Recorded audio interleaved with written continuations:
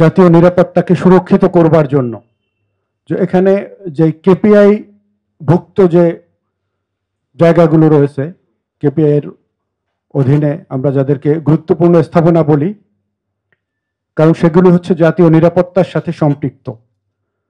তো আমাদের দেশের সীমান্ত যেমন সুরক্ষিত রাখতে হয় দেশের স্বাধীনতা সার্বভৌমত্ব রক্ষা করবার জন্য, ঠিক একইভাবে গুরুত্বপূর্ণ স্থাপনাগুলোও সুরক্ষিত রাখবার জন্য 1997 যে নীতিমালাটি প্রণীত হয়েছিল, তো 2013 এই নীতিমালাটি আবার সংশোধন করে যুগোপযোগী করার চেষ্টা করা হয়েছিল।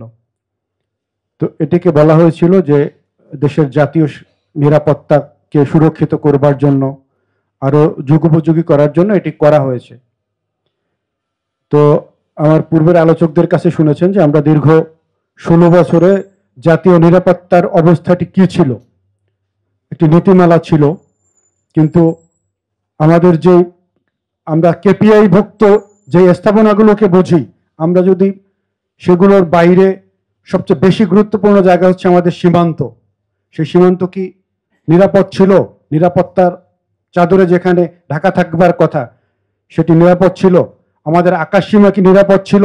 আমাদের জলসীমা কি নিরাপদ ছিল? আমাদের সাইবার সিকিউরিটি কি নিরাপদ ছিল?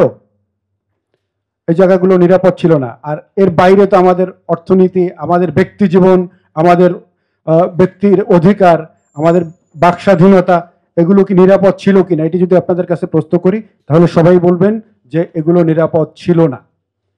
কারণ হচ্ছে যে 2013 সালে যে নীতিমালাটি যুগোপযোগী করার নামে আমরা দেখেছি বিগত সরকার তাদের নিজের বাসভবন, নিজের অফিস, নিজের আত্মীয় স্বজনের অফিস, নিজের সন্তান, নিজের উত্তরসূরি যারা হবেন তাদের নিরাপত্তা দেওয়ার জন্য সব ধরনের ব্যবস্থা করেছেন।